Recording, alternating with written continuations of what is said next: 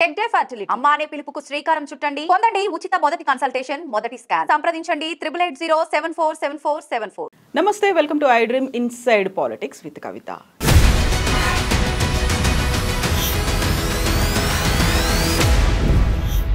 తీన్మార్ మల్లన్నను Congress party suspend చేసింది. ఆ సస్పెన్షన్ని వేడుకలా సెలబ్రేట్ చేసుకుంటున్నారు తీన్మార్ మల్లన్న. నెక్స్ట్ స్టెప్ ఏంటి? ఎవరితో కలిసిపోతారు, ఎవరిని కలుపుకొని పోతారు, భవిష్యత్ ప్లాన్ ఏంటి? తీన్మార్ మల్లన్న ఎవరి ఉచ్చులోనైనా పడ్డారా? పార్టీ పెడతారా? ఏం జరగబోతోంది? బోల్డెన్ని క్వశ్చన్స్ ఉన్నాయి. మనతో పాటుగా ఉన్నారు తీన్మార్ మల్లన్న. హలో అండి, నమస్తే. సో మీకేంటి కంగ్రాట్స్ చెప్పాలా? నేను పోరాటం చేసి బయటకు వచ్చేసిండ్రు మీరు. నేను బయటికి రాలేదండి, వాళ్ళు సస్పెన్షన్ చేశారు. కాకపోతే అలాంటి పరిస్థితిని క్రియేట్ చేసింది మీరే కదా. అంటే ఎట్లా అండి, నాకు అర్థం కాలేదు. పరిస్థితిని నేను క్రియేట్ చేయలేదండి. వాళ్ళు ఒక దురహంకారాన్ని ఆ విధంగా ప్రదర్శించారు. ఇక్కడ తీన్మార్ మల్లన్న విషయానికి వస్తే ఒకలా, మిగతా వాళ్ళ విషయానికి వస్తే మరోలా ఉండదు కదండి.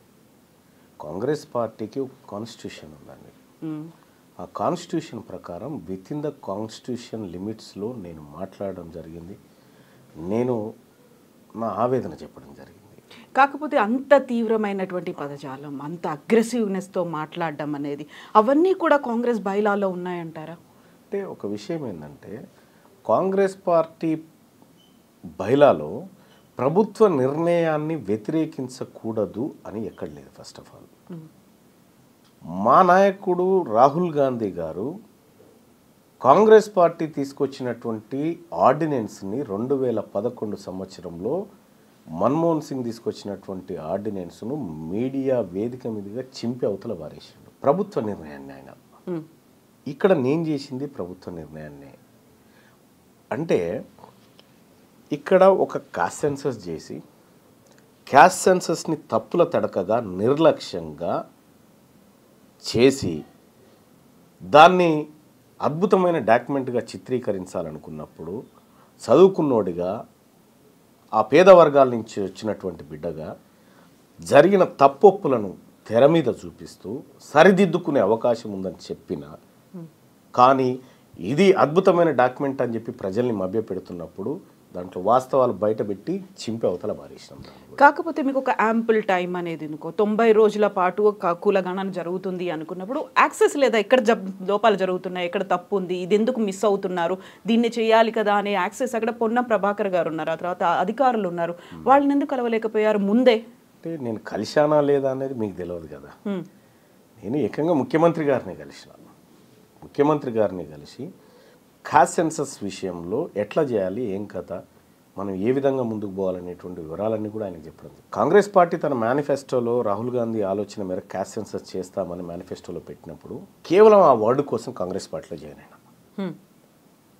జాయిన్ అయిన తర్వాత కాంగ్రెస్ పార్టీ ఇంప్లిమెంట్ చేస్తుందని, ఇది ప్రజలకు మంచి చేస్తామని చెప్పినప్పుడు రాష్ట్ర ప్రభుత్వం దాన్ని టేక్ ఓవర్ చేసి క్యాస్ట్ సెన్సస్ అని చేపట్టింది. రాష్ట్ర ప్రభుత్వం అనౌన్స్ చేసినప్పుడు తీన్మార్ మల్లన్న తన వేదికల మీద ప్రజలారా ఇందులో విస్తృతంగా పాల్గొనండి, కుల సంఘాలు అన్ని ఇందులో భాగస్వామ్యం కావాలి, కాంగ్రెస్ పార్టీ కార్యకర్తలారా ఎమ్యునరేటర్ వస్తే వాళ్ళని వాళ్ళ ఇళ్లలోకి తీసుకుపోయి వాళ్ళకి సహకారం అందించండి అనేటువంటి విస్తృత ప్రచారాన్ని కల్పించడంలో నా వంతు పాత్ర ఉంది. అది పార్టీ నిర్ణయాన్ని విజయవంతం చేయడం కోసం చేసినటువంటి కార్యక్రమం. వన్స్ ఫిబ్రవరి 2 తారీఖు రోజు ఈ క్యాస్ట్ సెన్సస్ సంబంధించినటువంటి వివరాలను రాష్ట్ర ప్రభుత్వం బయటపెట్టింది. బయటపెట్టినటువంటి పరిస్థితుల్లో ఇందులో ఉన్నటువంటి ఎప్పుడైతే డాటా బయటకు వస్తుందో అప్పుడే దాంట్లో ఉన్నటువంటి సత్యాలు అసత్యాలన్నీ బయటకు వస్తాయి. Data can speak only. నోటి మాటగా మనం ఎన్ని అనుకున్నా వేరు.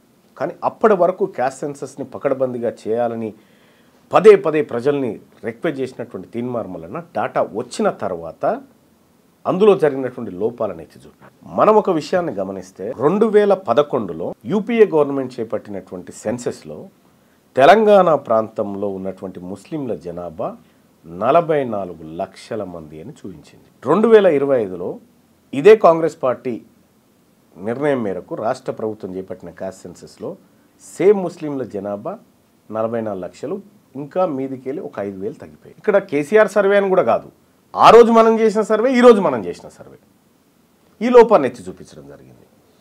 2011లో చేసిన సెన్సెస్లో తెలంగాణ రాష్ట్రంలో కుటుంబాల సంఖ్య 83.40 లక్షలు. ఇవాళ ముఖ్యమంత్రి గారు ప్రెస్ మీట్లో చెప్పింది తెలంగాణ రాష్ట్రంలో 1,15,00,000 గృహాలున్నాయి. అందులో 1,12,00,000 గృహాల సర్వే మేము చేసినాం. ఇంకొక 3 లక్షల గృహాల సర్వే జరగాల్సింది.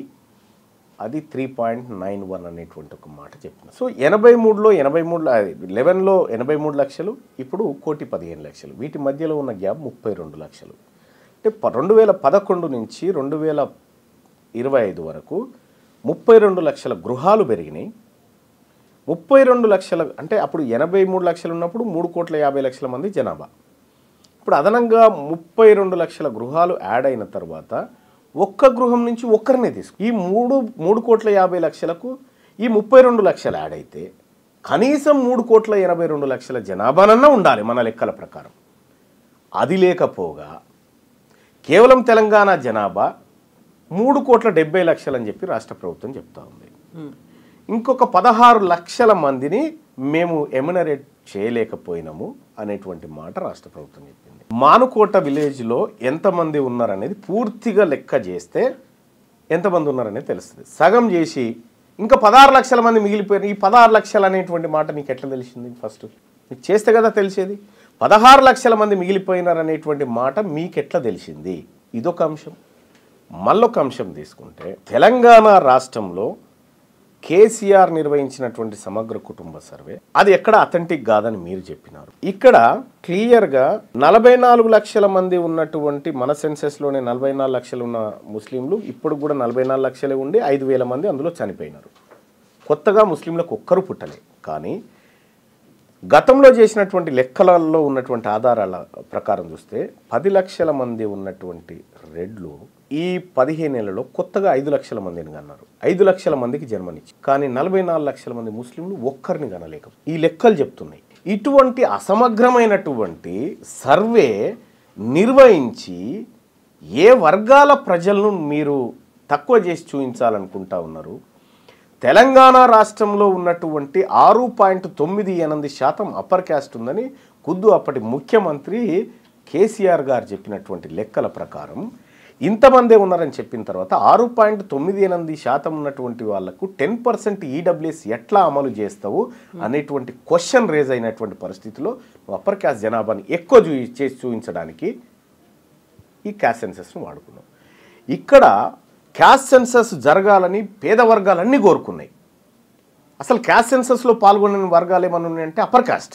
క్యాస్ట్ సెన్సస్లో పాల్గొనని వాళ్ళ సంఖ్య పెరిగింది, పాల్గొన్న వాళ్ళ సంఖ్య తగ్గిపోయింది. సో ఇవన్నీ చూసిన తర్వాత ఇవన్నిటిని పరిశీలిస్తున్నటువంటి ధర్మిల ఇది సమగ్రమైన సర్వే అని ఎట్లా అంటాం? అందుకోసం చింపేసినాం దాన్ని. ఇప్పుడు తీన్మార్ మల్లన్న ఇంత కూల్గా ఇంత డీటెయిల్డ్గా లెక్కలతో సహా మాట్లాడుతున్నారు. అదే పబ్లిక్లో ఉన్నప్పుడు అంత ఊపుతో మాట్లాడడానికి కారణం ఏంటి? అది కూడా అంత పరుష పదజాలం, అంత అగ్రెసివ్గా మాట్లాడడానికి. అప్పుడు కూడా ఇంతే కూల్గా ఇంత నింపాదిగా చెప్పొచ్చు కదా. మీరు TV9లో ఒక దశాబ్దం పాటు యాంకర్గా పనిచేసినారు. ఒక విషాదకరమైన వార్త వచ్చినప్పుడు మీరు చదివే విధానం వేరుంటుంది. ఒక ఆనందకరమైన వార్త వచ్చినప్పుడు మీ చదివే విధానంలో, మీ ఎక్స్ప్రెషన్స్లో, మీ వాయిస్ బేస్లో తేడా వస్తుంది. పబ్లిక్ మీటింగ్లో ప్రజలందరికీ వినబడేలాగా గట్టిగానే మాట్లాడాలి. మీరున్నారు. ఇప్పుడు నేను గట్టిగా అరిచి చెప్పడం వల్ల మీకేమన్నా లాభమా? గట్టిగా మాట్లాడడం వేరు, ఆవేశంగా మాట్లాడడం వేరు, అందులో అంత పరుష పదజాలంతో మాట్లాడడం కూడా వేరు. పరుష పదజాలం గురించి మాట్లాడదాం. కానీ ఇక్కడ కొన్ని వేలాది సమూహం ఒక దగ్గరికి చేరి ఒక ఆవేదనను వెలిబుచ్చుతున్నటువంటి సందర్భంలో అక్కడికి పోయిన వక్తగా నేను అదే ఫ్లోలో మాట్లాడాలి. అక్కడికి పోయి నేను నిదానంగా సావధానంగా మాట్లాడితే ఎక్కాల్సిన ప్రజలకు ఎక్కదు. కాబట్టి నేను ఏ ఫ్లోలోనైతే మాట్లాడానో అదే ఫ్లోలో మాట్లాడతా. ఏ వేదిక ఎక్కాల్సిన ప్రజలు ఎవరు? ఎవరికి ఎక్కాలనుకున్నారు? ఈ పేద వర్గాలు ఎవరికైతే అన్యాయం జరుగుతుందో వాళ్ళ మైండ్ సెట్లోకి ఈ అంశాన్ని తీసుకుపోవడానికి అనేకమైనటువంటి అంశాలను జోడించి తీసుకొని పోతాం. మనకు రిపోర్టర్లు వార్త పంపిస్తే దాన్ని మాడిఫై చేసుకుంటాం. దాని ఏది ప్రేక్షకుడికి అనుగుణంగా ప్రేక్షకుడికి మైండ్లోకి చొరబడే అనుగుణంగా ఎట్లయితే ఎక్కించుకుంటామో సేమ్ వేదికల మీద కూడా నాయకత్వం అదే చేస్తుంది. కాకపోతే ఎక్కాల్సింది వాళ్ళకి అనుకున్నప్పుడు ఇంకొకరి మీద మీరు ఎక్కడం అనేది ఉంది కదా అక్కడ. సరే, ఇప్పుడు ఆ పరుషం అనేటువంటి పదం స్టార్ట్ చేయండి.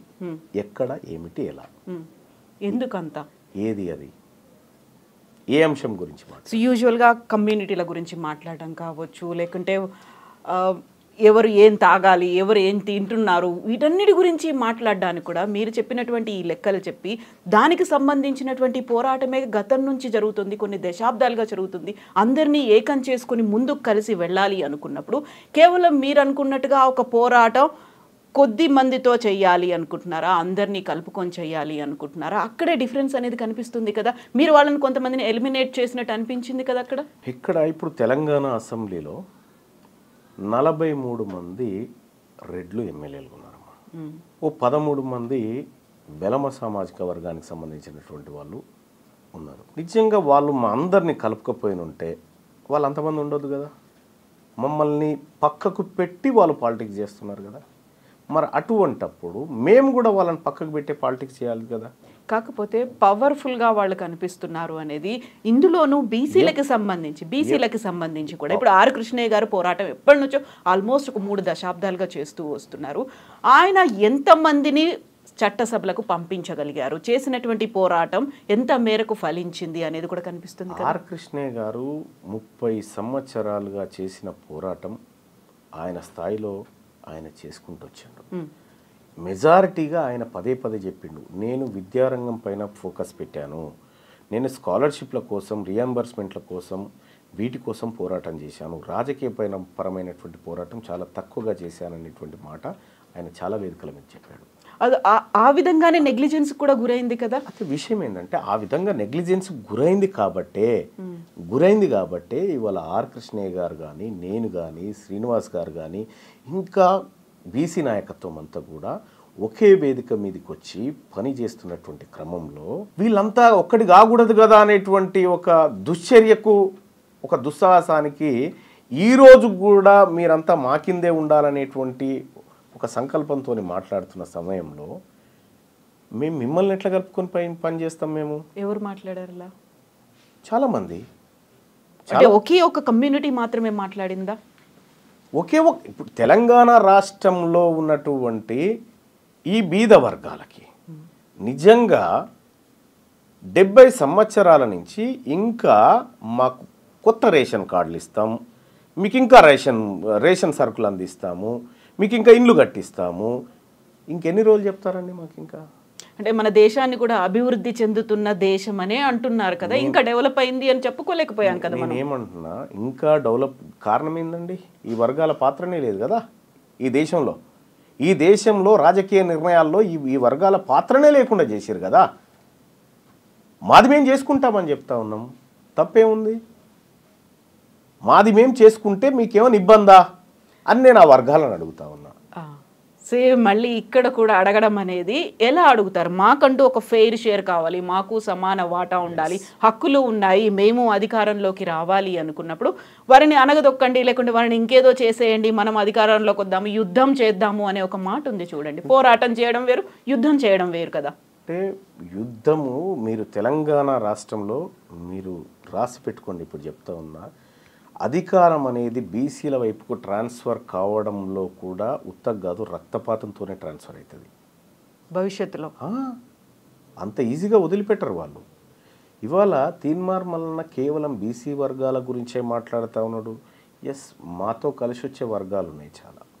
నేను అనేక సార్లు చెప్పిన, ఈ తెలంగాణ రాష్ట్రంలో ఆర్యవైశ్యుల జనాభా కంటే వెలమల జనాభా చాలా తక్కువ. కానీ వాళ్ళ ఇండ్ల నుంచి ఎంతమంది మంత్రులు, ముఖ్యమంత్రులు కాగలుగుతూ ఉన్నారు?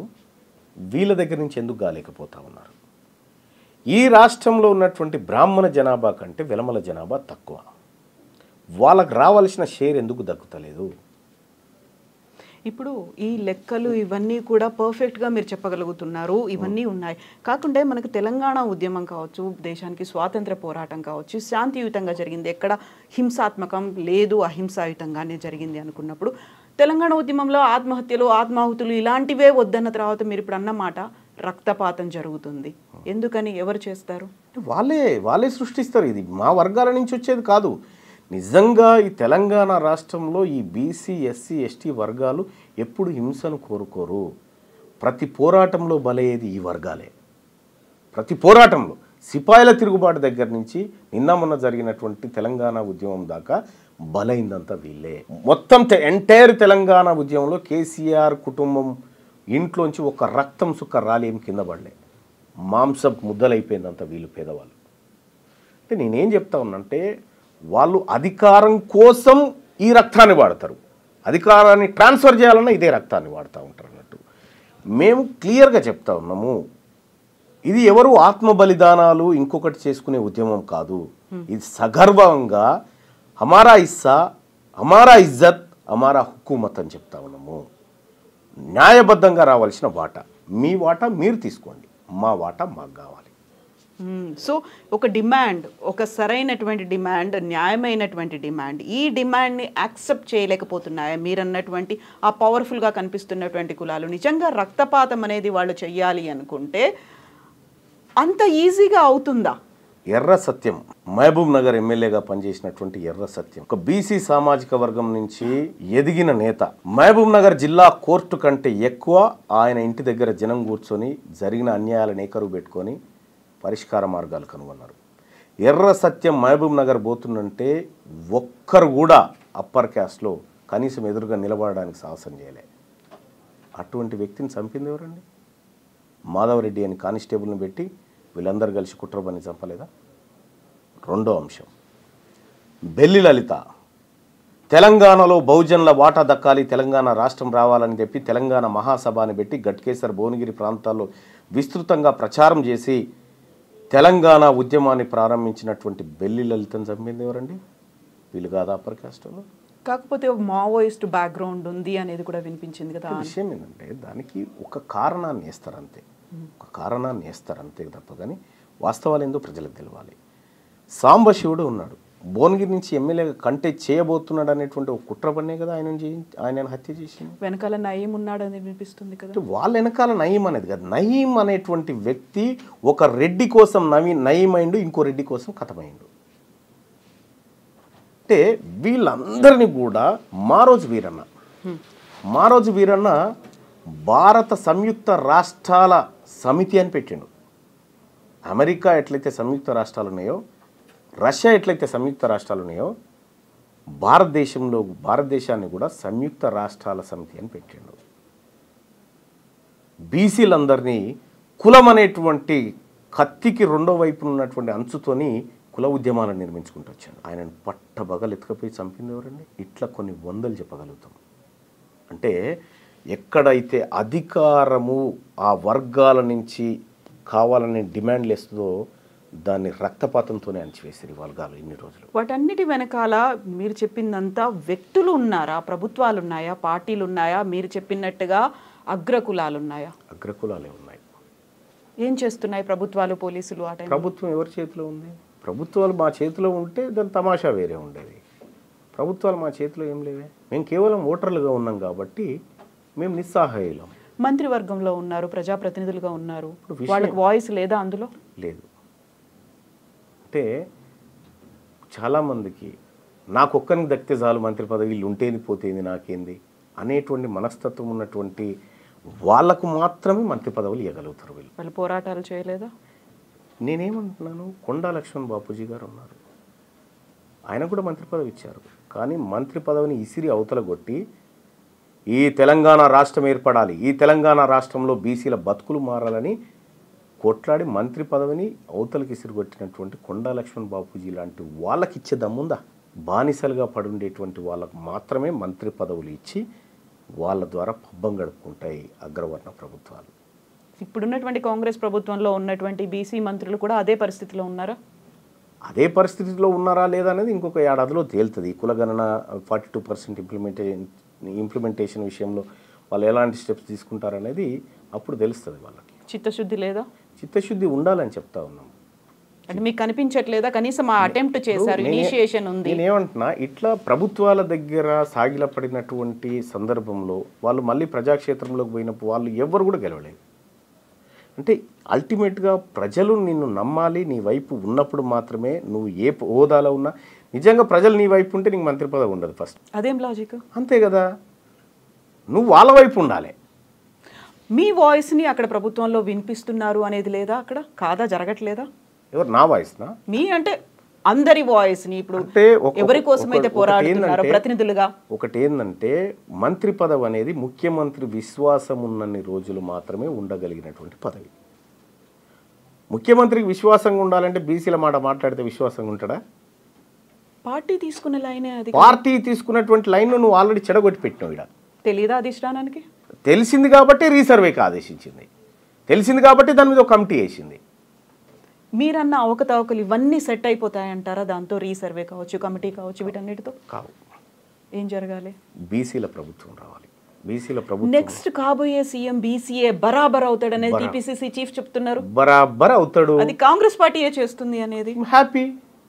ఇప్పుడున్న రేవంత్ రెడ్డి గారిని ఇక చాలయా, నీ పర్ఫార్మెన్స్ బాగాలేదు, ప్రజల్లో వ్యతిరేకత వచ్చింది, మేము బీసీ ముఖ్యమంత్రిని పెడతామంటే ఇంకా హ్యాపీ కదా. కాకుండా మళ్ళీ ఇంకో కండిషన్, ఈ 5 ఏళ్ల పాటు రేవంత్ రెడ్డి సీఎం ఉంటాడు, నెక్స్ట్ బీసీఏ అవుతాడు, అది కాంగ్రెస్ పార్టీయే చేస్తుంది అనే మాట. అంటే ఇప్పుడు ఒక యుద్ధానికి పోయేటప్పుడు నువ్వు ఓడిపోతాను, ఎవరైనా యుద్ధానికి పోతారా? గెలుస్తామనే పోతాం. సహజంగా పార్టీలు ప్రతిసారి మేము ఎన్నికల్లో గెలవబోతున్నామనే చెప్తాయి, కానీ గెలవరు. అన్ని పార్టీలు గెలవు, ఎవరో ఒకరే గెలుస్తారు. ఇక్కడ వాదానికి పార్టీలకు మధ్య జరుగుతున్నటువంటి యుద్ధం ఇది.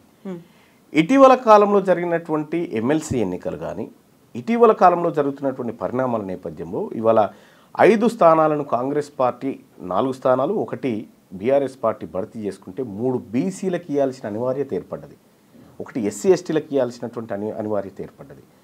ఇక్కడ ఎమ్మెల్సీ ఎన్నికల్లో బీసీలకు టికెట్ ఇవ్వాలని చెప్పి మేమందరం కూడా కాంగ్రెస్ పార్టీ చెప్తే మేము బీసీలకు ఇవ్వాము, ఓసీలకు ఇస్తామంటే బీసీలంతా ఓడగొట్టి ఇంటికి పంపించారు.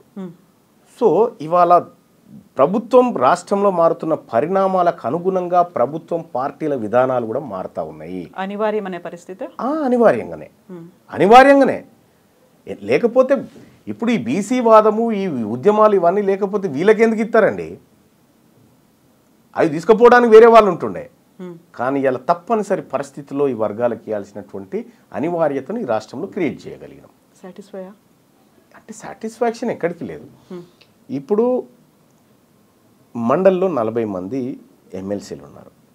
40 మందిలో 29 మంది అప్పర్ కాస్ట్, 29 మంది, ఒక 9 మంది ఏమో బీసీలు ఉన్నారు, ఒకరు ఎస్సీ, ఒకరు ఎస్టీ ఉంది. ఇప్పుడు 29 మందిలోంచి ఒక 3 బీసీలు వచ్చినారు, 2 ఎస్సీ ఎస్టీ వచ్చినారు. అంటే కొంత కోటా భర్తీ అవుతా ఉంది. ఒక్క ఎమ్మెల్సీలే రెడ్లు 16 మంది ఉన్నారు. వాళ్ళు ఉండాలి, వాళ్ళకు వాస్తవానికి రావాల్సింది ఒకటే ఎమ్మెల్సీ రావాలి, వాళ్ళు 16 ఉన్నాయి. ఇక్కడ ఇంకొక లాజిక్ ఏంటంటే, మీరు చెప్పినట్టుగా రిజర్వేషన్ల కోసం పోరాటం జరిగింది, లేకుంటే ఉద్యోగ అవకాశాల కోసం పోరాటం జరిగింది. రాజకీయంగా నేను ఎమ్మెల్యే అవ్వాలి, నేను ఎంపీ అవ్వాలి, ఎమ్మెల్సీ అవ్వాలి అనేటువంటి ఆ ఉత్సాహం అనేది ఇన్నర్గా మనకు కూడా రావాల్సినటువంటి అవసరం ఉంది. అలాంటి నాయకులని డెవలప్ చేసుకోగలిగాయా కుల సంఘాలు, జరిగినటువంటి పోరాటాలు? అది కదా మిస్ అయింది ఇంతకాలం. మంచి క్వశ్చన్ అండి. దాదాపుగా ఇది ఎవరైనా అడుగుతారేమో అని చూస్తూ ఉన్నా, కానీ బీసీలలో నాయకత్వ లోపం ఉంది అనే మాట తప్పు. వాళ్ళకు అవకాశాలు అంటే ఎలక్షన్ అంటే బీఫామ్ అనుకుంటారు ప్రజలు. బీఫామ్ కాదు ఎలక్షన్ అంటే, బీఫామ్ కాదు ఎలక్షన్ అంటే ఎక్కువ మంది ప్రజల అభిప్రాయాన్ని నీ వైపు తిప్పుకోవడం. అయితే బీఫామ్లు ఉంటేనే ఎలక్షన్లో పాల్గొనాలనేటువంటి ఒక భ్రమను ఈ ప్రజల్లో కల్పించినాయి కాబట్టి రాజకీయ పార్టీలు ఆ బీఫామ్లు ఇచ్చేది వాళ్ళే, తీసుకునేది వాళ్ళే కాబట్టి మనకు రావు అనేటువంటి భావనలో ఈ నాయకత్వాలు ఇవి కూడా బయటికి రాలే. ఇవాళ ప్రసన్న హరికృష్ణ ఇక్కడ కరీంనగర్ నుంచి పోటీ చేసినాడు. ఈ పార్టీలు బీఫామ్ ఇయ్యలే, కానీ 60,000 ఓట్లు సంపాదించగలిగినాడు. నేను ఇండిపెండెంట్ క్యాండిడేట్గా వరంగల్, నల్గొండ, ఖమ్మం పట్టభద్రుల ఎమ్మెల్సీ ఎన్నికల్లో పోటీ చేసినప్పుడు బీఫామ్లు తీసుకున్న వాళ్ళ పేర్లు ఫస్ట్ వరుసలో ఉంటాయి, పైన 1, 2, 3 అట్లా సీరియల్లో వస్తుంది. 73 మంది పోటీ చేస్తే నాది 39వ సీరియల్ నెంబర్. ఇంత పెద్దగా ఉంటుంది బ్యాలెట్ పేపర్. వెతుక్కోవాలి, అందులో వెతుక్కొని వచ్చి మరీ 1,00,000 ఓట్లు వేసిపోయినారు నాకు జనం. అంటే నేను ప్రజా అభిప్రాయాన్ని గెలుచుకోగలుగుతా ఉన్నా, బీఫామ్లను కాదు. అంటే అన్నిసార్లు బీఫామ్లు పనిచేయి, ప్రజలు మేల్కున్నారంటే బీఫామ్ల పని అయిపోతుంది. మీరు ఇప్పుడు చెప్పిన దీన్ని బట్టి తద్వారా ఇక్కడ కంక్లూజన్ చేస్తా, బీసీ నాయకత్వం లేక కాదు, బీసీలలో అనేక మంది నాయకులు ఉన్నారు. ఆపర్చునిటీస్ కోసం ఎదురు చూసి చూసి చూసి ఊకున్న నాయకులు ఉన్నారు. ఇవాళ వాళ్ళందరినీ మళ్ళీ తెరపైకి తీసుకొస్తా ఉన్నాం. అట్లా మేము బీసీ నాయకత్వాన్ని డెవలప్ చేస్తా ఉన్నాం. ఆపర్చునిటీస్ దొరకలేదు, ఇండిపెండెంట్గా పోటీ చేయొచ్చు కదా, వాళ్ళంతట వాళ్ళకి అవేర్నెస్ ఉంది అంటే మీరు చెప్పినట్టుగా బీఫామ్ కాదు గెలుపొందడం అనుకున్నప్పుడు బీఫామ్ పార్టీలో ఇవ్వాలని ఏముంది, మీరు కంటెస్ట్ చేశారు. ఇప్పుడు మీరు చెప్పినటువంటి ఎగ్జాంపుల్ గతంకి ఇప్పటికీ ఒక తేడా చూడండి. నల్గొండలో పిల్లి రామరాజు యాదవ్ ఒక బీసీ, ఆయన పోటీ చేయాలంటే ఆ పార్టీలు టికెట్ ఇవ్వలే, పోయి అక్కడ కంటెస్ట్ చేసినాడు, 25,000 ఓట్లు సంపాదించినాడు. అక్కడ సూర్యాపేటలో ఒట్టే జానయ్య యాదవ్ ఉన్నాడు, ఈ పార్టీలో ఆయన బహిష్కరిస్తే ఆయన పోయి అక్కడ కంటెస్ట్ చేసి 20,000 ఓట్లు సంపాదించినాడు. అక్కడ నీలం మధు ఉన్నాడు, ఆయనకు టికెట్ తిరస్కరిస్తే ఆయన పోయి పోటీ చేస్తే 40,000 ఓట్లు సంపాదించినాడు. వీళ్ళంతా ఎవరు కంటెస్ట్ చేస్తున్న వాళ్ళే కదా. ఇట్లా కొన్ని వందల మంది ఉన్నారు. అయితే ఇక్కడ ఇంకొకటి ఏంటంటే ఇండిపెండెంట్ క్యాండిడేట్లని పార్టీలే కావాలని అక్కడ పెడతాయి అనేది, ఓట్లు చీలడానికో వ్యతిరేక ఓట్లు మా వైపు రావడానికనో ఆ కాన్సెప్ట్ అనే దాంతోనే ఇలాంటి క్యాండిడేట్లు ఉన్నారు. అది తప్పు, అది తప్పు. అది ఒకప్పుడు కానీ ఇప్పుడు కాదు. అది ఇవాళ ప్రాణాలు పోయినా పర్వాలేదని కొట్లాడుతున్న బీసీ బిడ్డలు పోటీ చేసినటువంటి స్థానాలు ఇవన్నీ. సో అంత పార్టీలను, ఇతర పార్టీలను గెలిపించడానికి బీసీలే మన పావులా? అంత బుర్ర లేకుండా ఉన్నారా?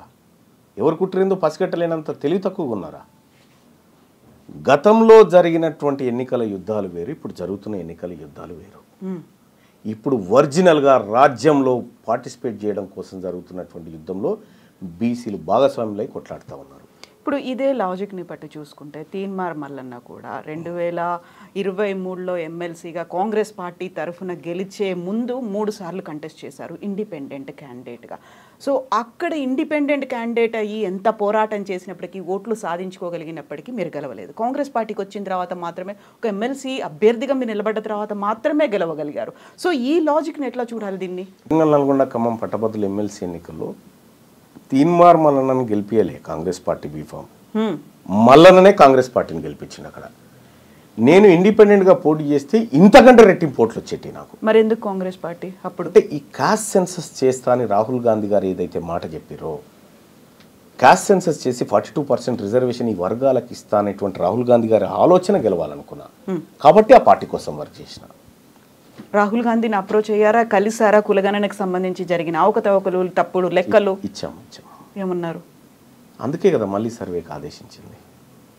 పర్సనల్గా మీకు వచ్చినటువంటి అష్యూరెన్స్ కావచ్చు, ఏం మాట్లాడారు అనేది.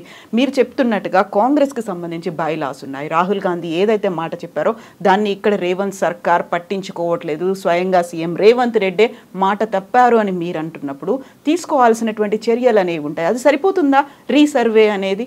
మళ్ళీ మీకు నమ్మకం ఉందా? అంటే విషయం ఏంటంటే ఇది సరిపోదు అనే విషయాన్ని కూడా మళ్ళీ పంపించాం. మళ్ళీ దీన్ని దేనికోసం వాడుతున్నాను అనేటువంటి విషయాన్ని కూడా పంపించడం జరిగింది. అందుకోసమే ఈ ప్రభుత్వాన్ని నమ్మకుండా ఏకంగా రాహుల్ గాంధీ గారి ఒక సపరేట్ కమిటీ నియమించిన దీని మీద, దీన్ని అబ్జర్వ్ చేయడానికి. వాళ్ళ పని వాళ్ళు చేస్తూ ఉన్నారు. ఇక్కడ ఒక విషయం ఏంటంటే రాహుల్ గాంధీ గారు దేశవ్యాప్తంగా కులగణన అంటూ ఉన్నాడు, పార్లమెంట్లో బీసీల ఇస్సా గురించి మాట్లాడుతూ ఉన్నాడు, వాళ్ళ వాటా రావాలంటూ ఉన్నాడు.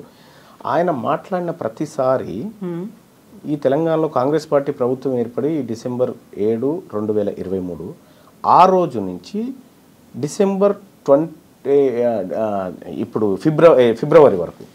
ఫిబ్రవరి వరకు రాహుల్ గాంధీ గారు అక్కడ బీసీల గురించి మాట్లాడితే ఇక్కడ లోకల్ పేపర్లో వార్త రాదు. దాని మీద రీసెర్చ్ చేసినాం మేము. రీసెర్చ్ చేసి 18 పేజీల రిపోర్ట్ తయారు చేసినాం. అంటే ఏ రోజు రాహుల్ గాంధీ గారు ఢిల్లీలో ఈ అంశం గురించి మాట్లాడాడు, ఇక్కడ తెలంగాణ రాష్ట్రంలో కాంగ్రెస్ పార్టీ ప్రభుత్వం యాడ్స్ తీసుకుంటున్నటువంటి పత్రికలు, మీడియా రాహుల్ గాంధీ గారి వార్తను ఎందుకు కవర్ చేయట్లేదు అనేటువంటి కోణంలో దీన్ని యాంగిల్లోకి తీసుకపోతే ఇక్కడ బీసీ అనేటువంటి టాపిక్ను ఈ పత్రికలు దాచిపెట్టడానికి ఇక్కడ ఉన్నటువంటి ప్రభుత్వం అడగాలి కదా.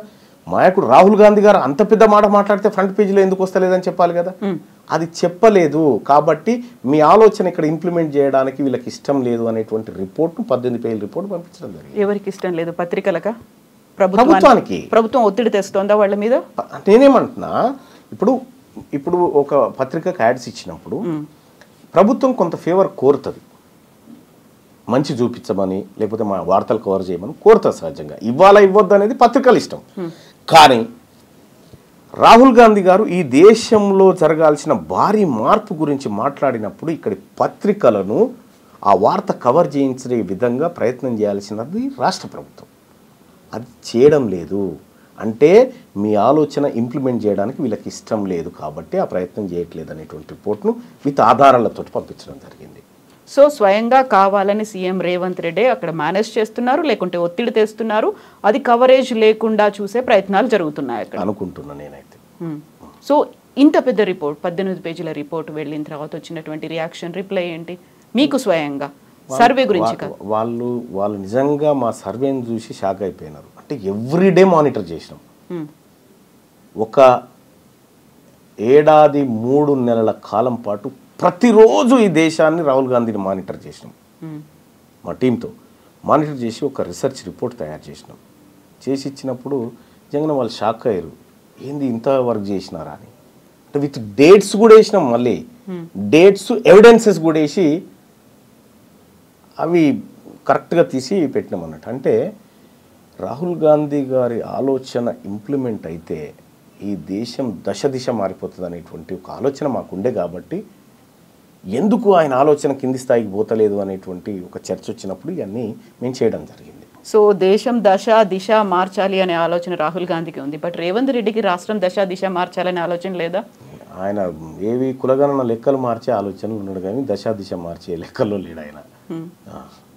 ఒకవేళ దేశవ్యాప్తంగా కాంగ్రెస్ పార్టీ వస్తే లాభమే కదా వీళ్ళకి కూడా, కాంగ్రెస్ పార్టీకి, రాష్ట్ర కాంగ్రెస్కి, రేవంత్ రెడ్డికి, ప్రభుత్వానికి. నేను ఒకటి చెప్తాను మేడం, నరేంద్ర మోడీ ప్రభుత్వం బోటాబోటి మెజార్టీతో మనకు గెలవడం జరిగింది.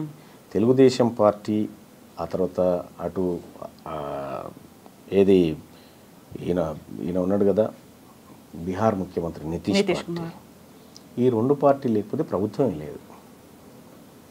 తెలంగాణ రాష్ట్రంలో ఊహించని విధంగా 8 ఎంపీ సీట్లను బీజేపీ గెలుచుకోగలిగింది. అందులో ఈ 8 అప్పటికే కాంగ్రెస్ పార్టీ ప్రభుత్వం ఇక్కడ ఎస్టాబ్లిష్ అయింది. ఆ తర్వాత ఎంపీ ఎలక్షన్స్ వచ్చినాయి. ఈ ఎంపీ ఎలక్షన్లో ఈ 8 సీట్లను గనక కాంగ్రెస్ పార్టీ కట్టడి చేయగలిగితే, ఇక్కడ రేవంత్ రెడ్డి గారు కట్టడి చేయగలిగితే ఇవాళ ప్రధానమంత్రిగా అక్కడ ఉండే పరిస్థితి లేకుండే నరేంద్ర మోడీ గారు. ఇవాళ మీరు సిట్టింగ్ ఎంపీగా ఉన్నటువంటి మల్కాజ్గిరి నియోజకవర్గం కాంగ్రెస్ ఓడిపోయింది. మీ సొంత నియోజకవర్గంగా ఉన్నటువంటి మహబూబ్ నగర్ పార్లమెంట్ను కాంగ్రెస్ ఓడిపోయి బీజేపీ గెలిచింది. మీరు ఇన్ఛార్జిగా ఉన్నటువంటి చేవెళ్ళ పార్లమెంట్ నియోజకవర్గంలో బీజేపీ గెలిచింది. అంటే ఇట్లా మీరు ముఖ్యమంత్రిగా ఉండి మీ స్థానాలని గెలిపించలేక భారతీయ జనతా పార్టీకి 8 సీట్లు ఇవ్వడం వల్ల ఇలా ఆయన ప్రధానమంత్రిగా ఉన్నాడు. మీరు కరెక్ట్గా పనిచేస్తే రాహుల్ గాంధీ గారే వచ్చేటోడు కదా. ఎజెండా ఉందా రేవంత్ రెడ్డికి పర్సనల్గా? ఉండొచ్చు, లేకుండా ఎట్లా ఉంటారు. ఇదే ఇవాళ ఇంకా అదే కాదు, కరీంనగర్ గ్రాడ్యుయేట్ ఎమ్మెల్సీ ఎన్నికలు జరుగుతూ ఉంటే రేవంత్ రెడ్డి గారు ఎవరైనా పోతే మన అభ్యర్థి అనుకుంటే, మా అభ్యర్థి మంచోడయా, చాలా ప్రజలకు సేవ చేస్తాడు, ఇతని వల్ల మంచి జరుగుతుంది, పట్టభద్రులకు మంచి జరుగుతుంది, మీ కష్ట సుఖాల్లో అండగా ఉంటాడు, నన్ను నమ్మండి, ఇతను కోటేయండి అని చెప్పాలి. కానీ నువ్వు కరీంనగర్లో మీటింగ్ పెట్టి ఈయన గెలిచినా ఓడిపోయినా పెద్ద సంబంధం లేదని చెప్పి అక్కడ భారతీయ జనతా పార్టీ అభ్యర్థి గెలుపుకు పరోక్షంగా సహకారం చేసినట్టే కదా. సీఎం కదా, ఇంటెలిజెన్స్ రిపోర్ట్స్ అవి ఉంటాయేమో, అక్కడ బీజేపీ క్యాండిడేట్ కి మెజారిటీ వస్తుంది. అటువంటప్పుడు పోవడం దేనికి, పోయి మాట చెప్పడం దేనికి? ఇప్పుడు మీ అభ్యర్థి, మీరు పెట్టుకున్న అభ్యర్థి కన్నీళ్లు పెట్టుకొని నన్ను వీళ్ళందరూ కలిసి మోసం చేసినారని చెప్పే పరిస్థితి ఎందుకు వచ్చింది? ఎక్కడైనా కూడా ఈయన గెలిచినా గెలవకపోయినా పెద్ద ప్రాబ్లం లేదని చెప్పడం అంటే ఏందన్నట్టు దాని అర్థం. నువ్వు అమ్మ పెట్టది అడుక్కొని ఏదన్నట్టు ఆయన సంపాదించుకున్నటువంటి సానుభూతి అంతా కుప్పగూల్చొస్తుంది మీదకెళ్ళి. సిట్టింగ్ స్థానాన్ని కోల్పోవాల్సిన పరిస్థితి వచ్చింది కదా. ఇన్ని జరుగుతున్నాయి, మీరు ఒక రిపోర్ట్ ఇచ్చారు, క్యాంపెయినింగ్లో కూడా ఆయన మాట్లాడుతున్నారు, ఇవన్నీ అధిష్టానానికి తెలీదా? అందుకే అధిష్టానం తన పనిలోకి దిగింది, అందుకే మీనాక్షి నటరాజన అందుకే వాళ్ళ పనిలోకి దిగినారు, అందుకే రేవంత్ రెడ్డి గారికి కొద్దిగా ప్రాధాన్యత తగ్గించినట్టు కనిపిస్తూ ఉంది. మీనాక్షి నటరాజన్ గారు వచ్చిన తర్వాత ఈ ముఖ్యమంత్రి డామ్ డూమ్ అనేటువంటి డైలాగులు బంద్ అయిపోయినాయి. మీరు చూడండి, అబ్జర్వ్ చేయండి. అంతకుముందుకు డామ్ డూమ్ డైలాగులు ఉండే, ఇప్పుడు ఆ డైలాగులు పోయినాయి. చెక్ పెట్టే పనిలో ఉన్నారా? ఉండొచ్చు. అయితే ఇక్కడ ఒక ఇంట్రెస్టింగ్ థింగ్ ఏంటంటే, దీపాదాస్ మున్షి గారు ఉన్నప్పుడు మీకు షోకాస్ నోటీస్ వచ్చింది, మీరు దానికి రిప్లై ఇవ్వలేదు. మీనాక్షి నటరాజన్ వచ్చిన తర్వాత మాత్రమే మీకు సస్పెన్షన్ అనేది జరిగింది. అంటే దీంట్లో మీనాక్షి నటరాజన్ గారి పాత్ర ఉందని నేను అనుకోను. ఎందుకంటే మీనాక్షి నటరాజన్ గారి గురించి నాకు తెలుసు, ఆమె నాకు పరిచయస్తురాలు, ఆమె నేను కలిసి క్యాంపెయినింగ్ చేసినటువంటి వాళ్ళం. ఆమె సిన్సియర్ కాంగ్రెస్ పార్టీ కార్యకర్త. అయితే దీపాదాస్ మున్షి గారు ఉన్నప్పుడు షోకాస్ నోటీస్ ఇచ్చినప్పుడు కూడా మున్షి గారు నాకు చెప్పినారు, ఏమనంటే మల్లన్నజీ ఐసా లేలో బాస్ అన్నది. అంతే, లేలో బాస్ జవాబు నైదేనా అన్నారా? సరే, ఆమె చెప్పాల్సింది చెప్పి.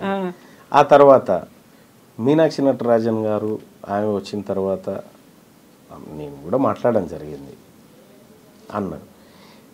రేవంత్ రెడ్డి గారు కరీంనగర్ బహిరంగ సభకు హెలికాప్టర్లో పోతున్న సందర్భంలో కారు ఎక్కుతూ మహేష్ కుమార్ గౌడ్ గారిని, అన్న మీరు 2-3 రోజులలో సస్పెండ్ చేయాల్సిందే, నువ్వు ఏం చేస్తావో నాకు తెలియదు అనేటువంటి ఒత్తిడి తేవడం జరిగింది.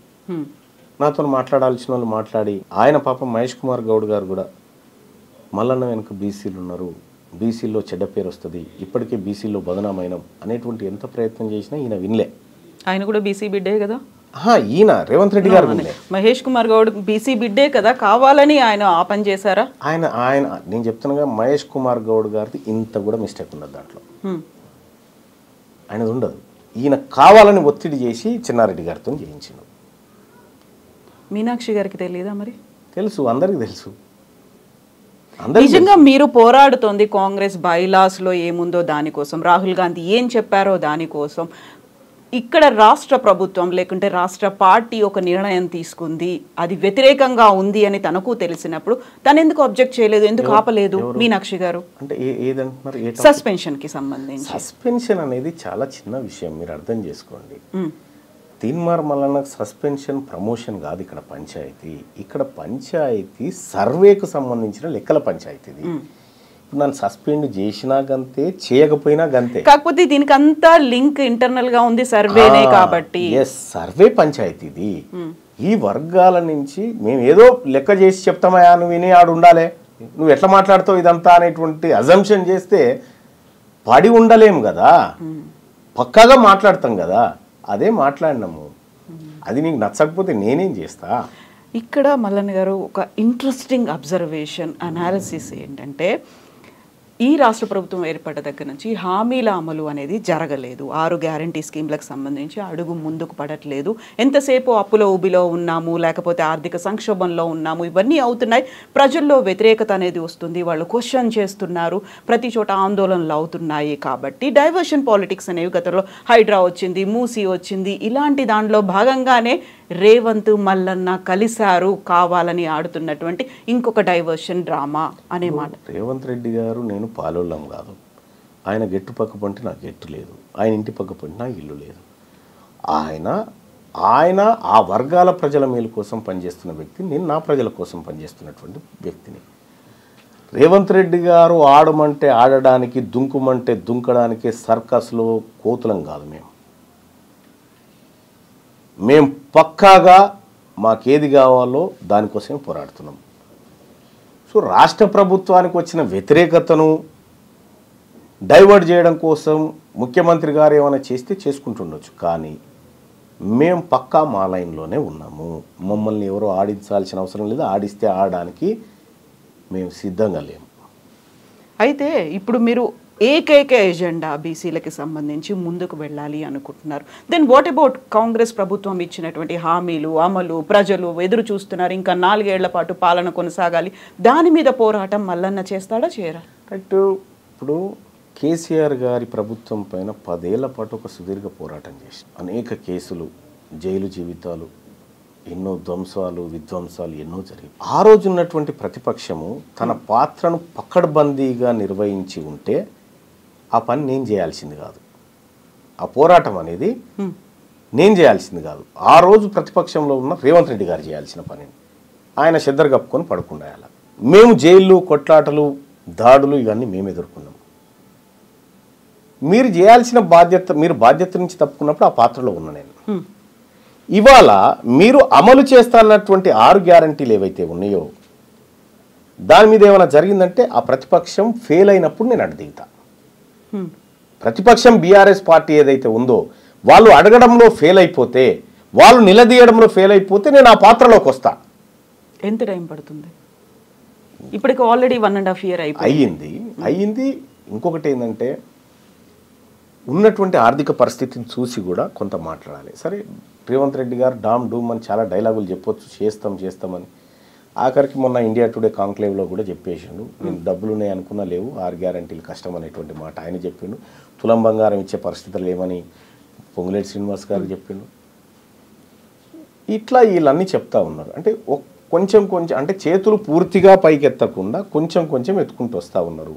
పూర్తిగా ఎత్తినాడు మాట్లాడతారు.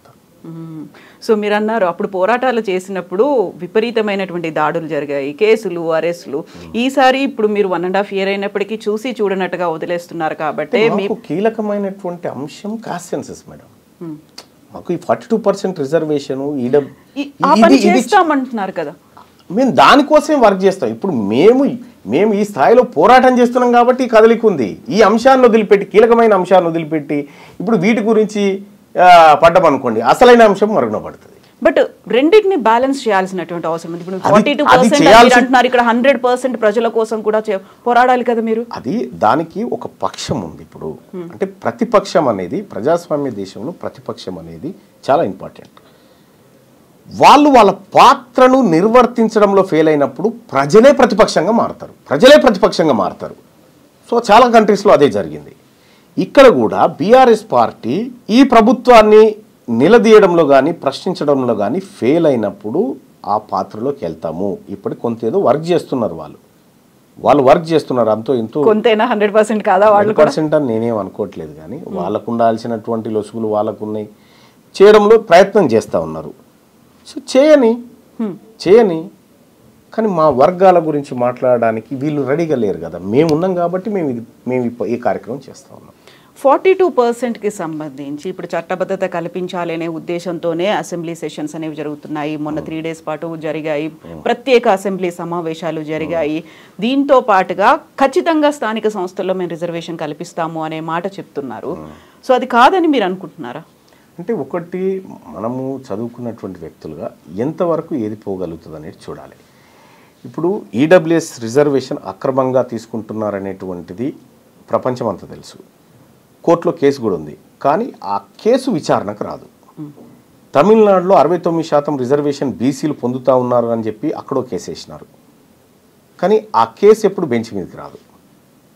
ఇక్కడ కూడా 42% రిజర్వేషన్ ఏదైతే ఉందో ఈ రిజర్వేషను నీవు ఇచ్చేయి, చట్టం చేయి, వీఆర్ హ్యాపీ, మేము తీసుకుంటాం. అది కానీ తాత్కాలిక ఉపశమనమే. అది మీరు ఇక్కడ చట్టం చేసి అక్కడికి పంపించిన, కేంద్ర ప్రభుత్వానికి పంపించిన, వాళ్ళు ఏదో ఒక లసుకు పెట్టి ఆపే ప్రయత్నం అయితే చేస్తారు. కానీ నీవు 42% సీట్లను ఈ వర్గాలకు టంచనగా ఇచ్చి ఆ వర్గాలను 42% మందిని తీసుకొచ్చి చట్టసభలో కూర్చున్నబెడితే నీ చిత్తశుద్ధి కరెక్ట్.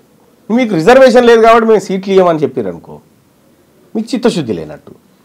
సో ఆ తర్వాత భారతీయ జనతా పార్టీ బీసీల ముంగట దోషిగా నిలబడుతుందా, ఎవరు నిలబడతారనేది సెకండరీ. కానీ నీ నుంచి జరగాల్సిన ప్రయత్నం అంతా జరగాల. ఈ ప్రజలకు కామారెడ్డిలో రాహుల్ గాంధీ గారు, రేవంత్ రెడ్డి గారు 42% రిజర్వేషన్ అమలు చేసి చూపిస్తాం, ఇది కాంగ్రెస్ పార్టీ నిబద్ధత. ఈ రేవంత్ రెడ్డి గారు ఈ మధ్యకాలంలో మోడీ గారి గురించి పాజిటివ్గా మాట్లాడుతున్నారు. మోడీ గారికి తెలంగాణ పట్ల ప్రేమ ఉంది, సాయం చేయాలనుకుంటున్నాడు ఆయన, నాకు ఆయన మనసులో మాట అర్థమైందని చెప్తా ఉన్నారు. సేమ్ ఈ 42% రిజర్వేషన్ బిల్ కూడా తీసుకుపోయి ఆయనకి ఇచ్చి ఆయన మనసు చూరగొని అది 42% రిజర్వేషన్ బిల్లు ఆడ ఆమోదించి 9th షెడ్యూల్లో పెట్టించి రా, లేకపోతే ఈ బీసీల పక్షాన నువ్వు నిరాహార దీక్ష చేయి జంతర్ మంతర్ కాడ. రేవంత్ రెడ్డికి నిజం. తీన్మార్ మల్లన్న ఏం చేస్తాడు ఇప్పుడు? రాష్ట్రానికి మాత్రమే పరిమితమవుతాడా? దేశవ్యాప్తంగా కూడా ఈ పోరాటం జరగాల్సినటువంటి అవసరం ఉందా? ఇది ఒక్క రాష్ట్రం పంచాయతీ కాదు, ఈ క్యాస్ట్ సెన్సస్ అనేది ఒక రాష్ట్రం పంచాయతీ కాదు, ఇది మొత్తం దేశం పంచాయతీ. ఈ దేశంలో రాహుల్ గాంధీ గారి ఆలోచన ఏదైతే ఉందో అది ఇంప్లిమెంట్ అయితే ఈ దేశం ఇంకా శరవేగంగా అభివృద్ధి చెందుతుంది. కాకపోతే మీరు ఇప్పుడు కాంగ్రెస్ పార్టీలో లేరు, మిమ్మల్ని సస్పెండ్ చేశారు. లేకపోయినప్పటికీ రాహుల్ గాంధీతో కలిసి పని చేస్తారా మీరు? నేను ఆయన ఆలోచన నచ్చింది నాకు. రాహుల్ గాంధీ గారి ఆలోచనతో నేను ఎప్పుడు విభేదించలే. It's a great personality. ఆయన ఆలోచన ఇంప్లిమెంట్ కావాలని కోరుకుంటా ఉన్నా. ఇప్పుడు కాంగ్రెస్ పార్టీలో ఆయన ఆలోచన చాలా గొప్పగా ఉంది, నేను అతన్ని అభిమానిస్తా. ఇప్పుడు లాలూ ప్రసాద్ యాదవ్ ఉన్నాడు, మహిళా బిల్లులో బీసీల వాటా లేదని చెప్పి వ్యతిరేకించిన ఆయన్ని అభిమానిస్తాను నేను. వీళ్ళిద్దరు వేరే వేరే పార్టీ వాళ్ళు కావచ్చు, కానీ ఈ వర్గాల ప్రయోజనాన్ని కాంక్షించేటువంటి వ్యక్తులు ఏ పార్టీలో ఉన్నా మేము రెస్పెక్ట్ చేస్తాం. వాళ్ళతో కలిసి పనిచేస్తారు. ఎందుకు పనిచేస్తాం కదా. యాక్సెప్ట్ చేస్తారంటారా తీన్మార్ మల్లనని దేశవ్యాప్తంగా కాంగ్రెస్ పార్టీ అధిష్టానం? దేశవ్యాప్తం అని చెప్పట్లేదు, నేను దేశవ్యాప్తం అని చెప్పట్లేదు. నా పోరాటం ఈ తెలంగాణలో ఉన్నటువంటి బీసీలకు హక్కులు సాధించి పెట్టడం. ఇది జాతీయ స్థాయిలో అవసరం వచ్చినప్పుడు, ఇప్పుడు నేను ఢిల్లీకి పోతే ఆల్ ఇండియా ఓబీసీ ఎంపీస్ కానీ ఆల్ ఇండియా ఓబీసీ నాయకులం అందరం కూర్చొని మాట్లాడతాం అక్కడ. దేశవ్యాప్తంగా ఏం జరగాలి, మన పోరాటాలు ఎట్లుండాలనేది నా వర్గం నుంచి నేను పోయి మాట్లాడతా అక్కడ. సో ఆ సందర్భంలో చాలామంది డిఎంకే వాళ్ళు కలుస్తారు, ఆర్జేడీ వాళ్ళు కలుస్తారు, ఎస్పీ వాళ్ళు కలుస్తారు, చాలామంది ఎంపీలు కలుస్తూ ఉంటారు. సో అక్కడ దేశవ్యాప్తంగా జరగాల్సినటువంటి అంశాల గురించి చర్చిస్తాం. కానీ అల్టిమేట్గా నేను ప్రారంభించినటువంటి ఈ పోరాటం ఏదైతే ఉందో ఇక్కడ ఈ వర్గాలకు మంచి చేయడం కోసం అక్కడ దేశవ్యాప్తంగా జరిగేటువంటి అంశాలను కూడా సరిచూసుకొని ముందుకు పోతాం. ఇక్కడ ఎవరెవరిని మీరు కలుపుకొని పోతారు? ఎవరితో కలిసిపోతారు మీరు? ఇక్కడ బీసీల శ్రేయస్సు కోరేటువంటి ప్రతి ఒక్కరితో కలిసిపోతాం. బీసీల్లో ఉన్నటువంటి ప్రతి నాయకుడితో, బీసీలో ఉన్నటువంటి ప్రతి సంఘంతో, ప్రతి ప్రొఫెసర్తో, ప్రతి ఉద్యమకారుడితో, అందరితో కలిసి ఈ ఉద్యమంలో ముందుకు తీసుకుపోతాం. ఎవరెవరి దగ్గర నుంచి రెస్పాన్స్ ఎలా వచ్చింది? కుల సంఘాల నుంచి విపరీతమైన రెస్పాన్స్. ఎక్కడికి పోయినా ఈసారి నవర్ నెవర్ అనేటువంటి విధంగా ఇవాళ బీసీ ప్రజల్లో వచ్చినటువంటి చైతన్యం అంతా ఇంత కాదు, చాలా విపరీతమైన చైతన్యం వచ్చింది. ఆ చైతన్యం మరో మలిదశ బీసీ ఉద్యమంగా మారబోతుంది. బీసీలు రాజ్యాధికారాన్ని అందుకోబోతాం. మిమ్మల్ని సస్పెండ్ చేసిన అదే రోజు విహెచ్ ఇంట్లో ఆ కులానికి సంబంధించినటువంటి లీడర్లందరూ సమావేశం అవుతే ఆ వివరాలు అధిష్టానానికి తెలిసిన తర్వాత ఆయన్ని అడిగిన పరిస్థితి ఉంది. ఎంతమంది ఇలా పార్టీలకు అతీతంగా మీతో కలిసి వస్తారని మీరు అనుకుంటున్నారు? పార్టీలు అనేటి 2028 వరకు మీరు చూడండి, పార్టీల పెత్తనం తగ్గి ప్రజల పెత్తనం పెరుగుతుంది. ఈ పార్టీలైనా ఏడికి పోవాలి? బీఫామ్ తీసుకొని మళ్ళీ ప్రజల దగ్గరికి కదా రావాల్సింది. వీళ్ళందరూ కోరిక వేరే విధంగా ఉంటే నువ్వు బీఫామ్ తెచ్చుకొని ఏం చేస్తావు? అంతా ఏకమవుతారా? అందరూ 100% అవుతారండి. ఆ డౌట్ బీసీలకు లేదా? ఆ డౌట్ ఏకమవుతున్నామనేటువంటి ఆనందం బీసీలలో ఉంది. ఏకమవుతున్నామనేటువంటి ఆనందం బీసీలలో ఉంటే కొంతమందికి సహజంగా వీళ్ళు ఏకమవు నచ్చినటువంటి వాళ్ళు ఏకమవుతారా, ఈ కలుస్తారా, వీళ్ళకి పంచాయతీ ఉందనేటువంటి వాళ్ళు సహజంగానే చేస్తారు. ఇన్నేళ్ళుగా చేసుకుంటూ వచ్చింది అది.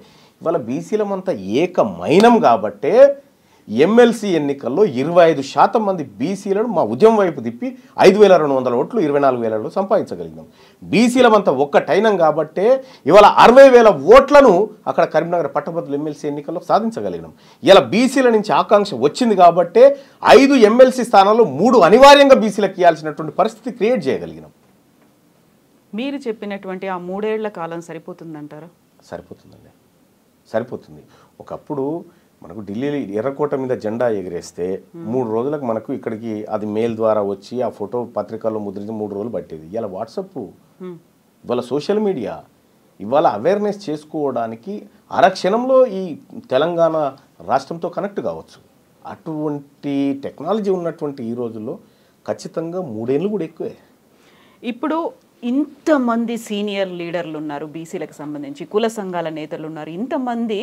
తీన్మార్ మల్లన్న ఒక యువకుడు, వాళ్ళందరికంటే చిన్నవాడు, రాజకీయాల్లోకి కొత్తగా వచ్చిన వాడు అనుకోవచ్చు. సో సపోర్ట్ చేస్తారా? కలిసి వస్తారా మీతో? ఇప్పుడు బిర్సా ముండా అని ఒక ఆదివాసీ యుద్ధ వీరుడు ఉన్నాడు. 21 ఏళ్ళకే అతన్ని చంపేశారు. కానీ వాళ్ళ బిర్సా ముండా చనిపోయి కొన్ని దశాబ్దాలు అవుతా ఉంది. ఆ యోధుడి పోరాటాన్ని స్మరించుకుంటూ ఆ జాతులన్నీ నివాళులర్పించి ఇవాళ భారతదేశమే, భారత ప్రభుత్వమే ఆయన గుర్తింపునిచ్చి కార్యక్రమం చేస్తూ ఉంది. ఏజ్ ఏందండి నాకు అర్థం కాదు. నువ్వు మంచి చేయడానికి ఏజ్ కాదు కావాల్సింది, మంచి చేయడానికి సంకల్పం కావాలి, మంచి చేయడానికి నీకు ఆలోచన కావాలా. ఏజ్తో సంబంధం లేదండి. వాళ్ళ దీవెనలన్నీ ఉన్నాయా మీకు? 100%. వాళ్ళంతా మా పెద్దవాళ్ళు, మా జాతుల కోసం వివిధ స్థాయిలో పోరాటం చేసినటువంటి బీసీ నాయకత్వం అంతా ఉంది. వాళ్ళందరి ఆశీస్సులు ఉన్నాయి. వాళ్ళందరి ప్రేమ అభిమానాల వల్లనే వాళ్ళ ఆలోచన మేరకే ముందుకు పోతా ఉన్నాం మేమంతా. కాకపోతే ఇప్పటిదాకా ఈ బీసీ కుల సంఘ నేతలు కావచ్చు, నాయకులు కావచ్చు, అక్కడక్కడ కనిపిస్తున్నారు. డిఫరెంట్ పార్టీలో ఉన్నారు, లేకుంటే విడిగా ఉన్నారు, పోరాటాలు చేస్తున్నారు. ఐక్యంగా పోరాటం అంటే ఇప్పుడు బీసీ శంకరావమో ఎక్కడో మన పరేడ్ గ్రౌండ్స్లోనో, నాంపల్లి ఎగ్జిబిషన్ గ్రౌండ్స్లోనో ఎక్కడో మాత్రం జరిగేది తప్ప ఒక ఏకంగా అయ్యి ఉద్యమంగా ఒక పోరాట రూపంగా ముందుకెళ్ళింది ఇప్పటిదాకా కనిపించలేదు కదా అంత తీవ్ర స్థాయిలో. ఇప్పుడు కనిపిస్తుంది కదా. ఇప్పుడు గ్రామీణ స్థాయిలో ఒక నలుగురు కూర్చొని ఒక చర్చ పెట్టుకుంటున్నారంటే బీసీల గురించి మాట్లాడుకుంటా ఉన్నారు. ఏమీ లేదండి. ఉద్యమం అంటే ఎక్కువ మంది ప్రజలు ఒక అంశం పైన ఎక్కువ చోట్ల మాట్లాడుకోవడమే ఉద్యమం. ఈ ఉద్యమానికి నేను ఇస్తున్నటువంటి నిర్వచనం ఇది. ఒకే అంశం పైన ఎక్కువ మంది ప్రజలు ఎక్కువ చోట్ల మాట్లాడుకోవడమే ఉద్యమము. అది జరుగుతుంది ఇవాళ, అది జరుగుతుంది. అది గుర్తించినాయి కాబట్టే ఇలా బీఆర్ఎస్ పార్టీ బీసీ ఆయనకి ఎమ్మెల్సీ ఇవ్వాల్సి వచ్చింది, కాంగ్రెస్ పార్టీ బీసీ ఆయనకి ఎమ్మెల్సీ బీసీ మహిళకి ఇవ్వాల్సి వచ్చింది, అటు సిపిఐ పార్టీ బీసీ ఆమెకి ఇవ్వాల్సిన బీసీ క్యాండిడేట్కి ఇవ్వాల్సి వచ్చింది, ఇటు బీజేపీ పార్టీ మల్క కుమరే బీసీకి బీఫామ్ ఇవ్వాల్సి వచ్చింది. ఇదంతా జరుగుతుంది కాబట్టే ఇస్తూ ఉన్నారు. ఇది జరగకపోతే వాళ్ళు ఎందుకు ఇస్తూ ఉండే? సో ఇప్పుడు ఈ ఉద్యమాన్ని తీసుకొచ్చి ఒక అడుగు ముందుకు పడింది అనుకున్నప్పుడు కాంగ్రెస్ పార్టీ ఇచ్చినటువంటి లేటెస్ట్గా ఎమ్మెల్సీ అభ్యర్థుల ప్రకటన ఎట్లా అనిపిస్తుంది? స్వాగతిస్తున్నాం. పొరపాట్లు సరిదిద్దుకుంటున్నారు, స్వాగతిస్తున్నాం. ఒక్క నల్గొండకు సంబంధించి 5 ఎమ్మెల్సీలు అనౌన్స్ చేస్తే 4 నల్గొండ వాళ్ళే ఉన్నారు. మీది నల్గొండే? మాది నల్గొండే. కానీ ఇదే ఉమ్మడి నల్గొండ జిల్లాలో 12 ఎమ్మెల్యే స్థానాలుంటే 12లలో 8 మంది రెడ్లు తీసుకున్నారు. మరి మీ యాంకర్స్ అందరు అడగాలి కదా, ఒక్క నల్గొండ నుంచి 8 మంది రెడ్లు ఎమ్మెల్యేలు ఉంటారా అని వాళ్ళని అడిగినప్పుడు బాగుంటుండే. ఇవాళ ఈ నల్గొండ జిల్లా బిడ్డలకు, పోరాటం చేసినటువంటి బిడ్డలకు కొంత అవకాశాలు దొరుకుతున్నప్పుడు కొద్దిగా స్వాగతించాలి అందరూ కూడా. సో గతంలో ఇలాంటి పోరాటాలు నల్గొండకు సంబంధించి అద్దంకి దయాకర్ కూడా చేసిండ్రు. ఆ తర్వాత చాలా కాలం ఆయన ఎదురు చూసిండు. ప్రతిసారి నిరాశే, ఆయన ఒక్కోసారి ఏడ్చినటువంటి సంఘటనలు కూడా ఉన్నాయి. ఇప్పుడు అల్టిమేట్గా ఆయనకు అభ్యర్థిగా అనౌన్స్ చేసింది. హ్యాపీ ఫీల్ అవుతున్నారా? సాటిస్ఫైడ్? సంతోషం. తోటి ఉద్యమకారుడు, పేదవాళ్ళ మంచి కోరుకునేటువంటి బిడ్డ అద్దంకి దయాకర్, ఆయనకి ఇవ్వడం మంచిది. ఇంకో డిమాండ్ కూడా ఐటమ్స్ చేస్తూ ఉన్నా. మా బిడ్డ, మా వర్గాల బిడ్డ విజయశాంతికి ఎమ్మెల్సీయే కాదు మంత్రివర్గంలో తీసుకొని హోమ్ మినిస్టర్ ఇస్తే కూడా మాకు మంచిది.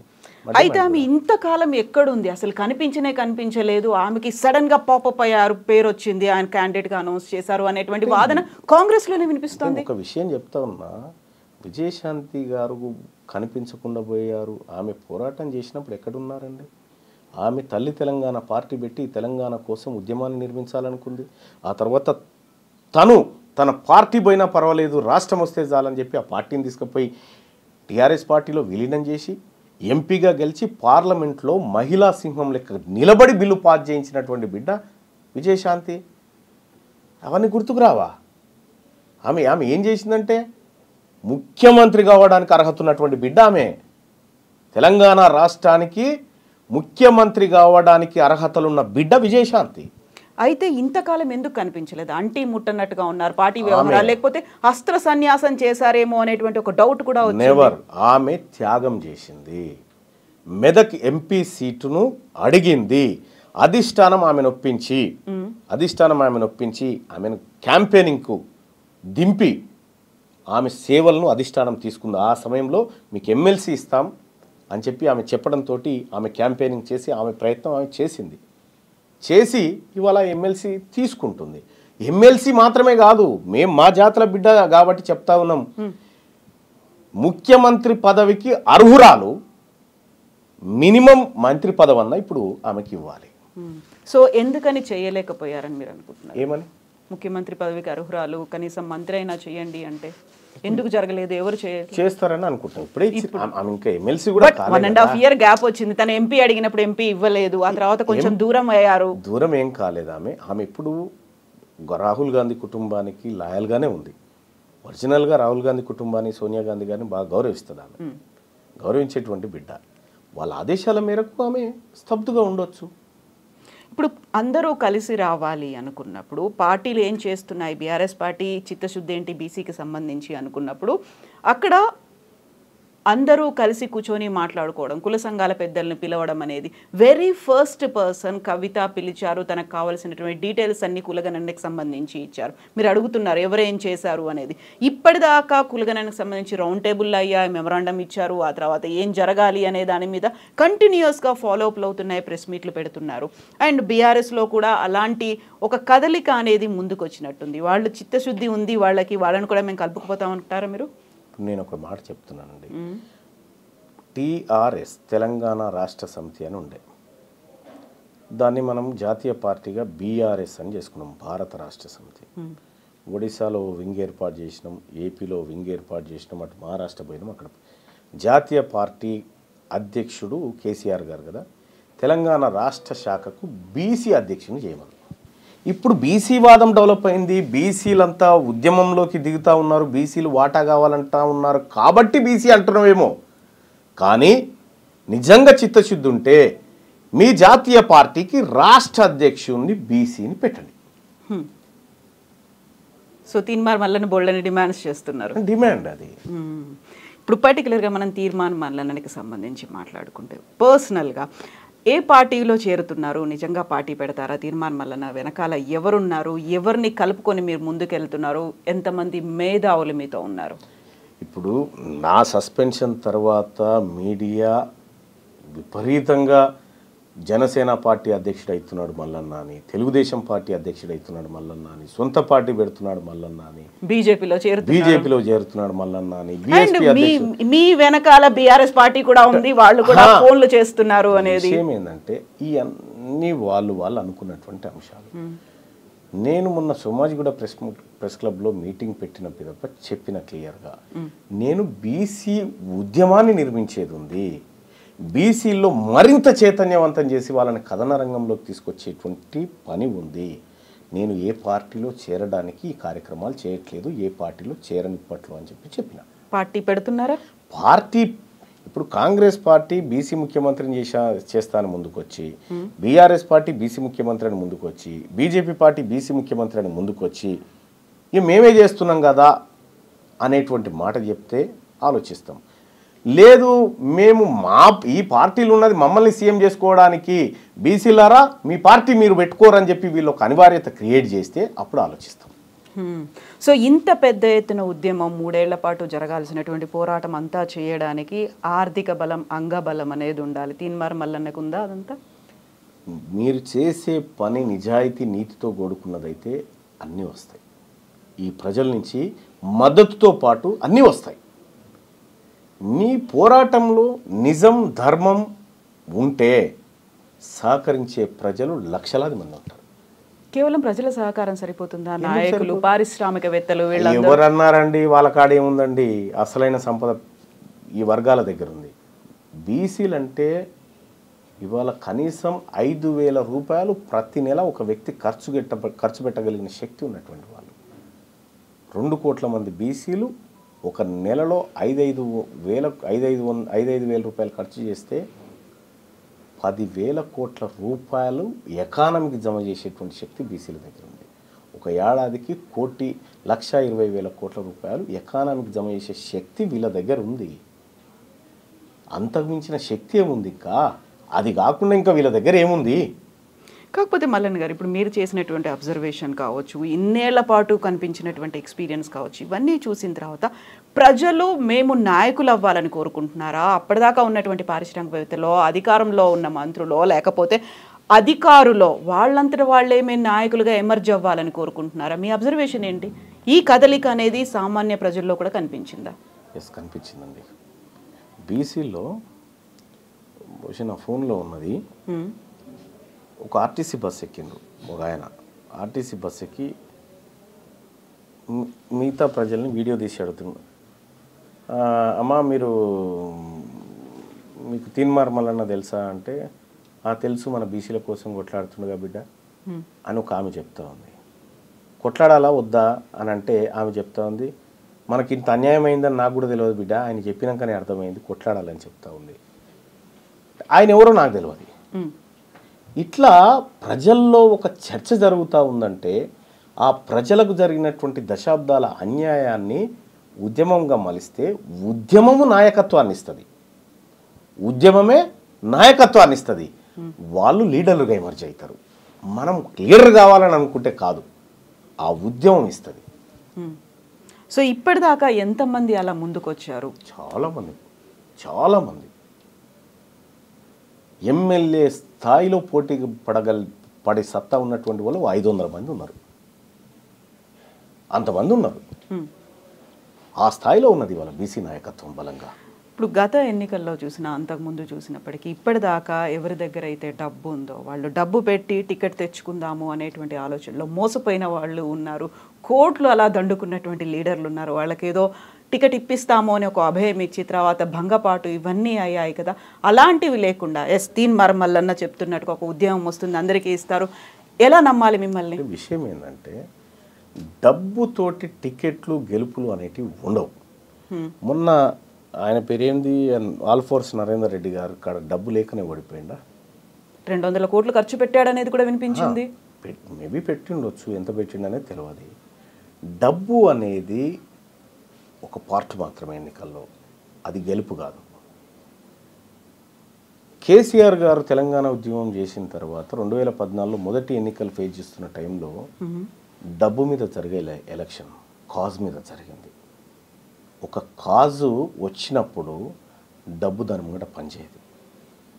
రేపు భవిష్యత్తులో డబ్బు రాజకీయాలు ఉంటాయి, వర్గ రాజకీయాలు ఉంటాయి. ఆ వర్గ రాజకీయాల ముందు ఈ పెత్తందారి వ్యవస్థ మోకరిల్లాల్సిన పరిస్థితి వస్తుంది. కాబట్టి భవిష్యత్తులో మీరు అనుకుంటున్నటువంటి డబ్బు రాజకీయాలు, ఇదే స్థాయిలో టికెట్లు కొనుక్కొచ్చుకోవడం, బీఫామ్లు, ఇంత సీనే ఉండదు.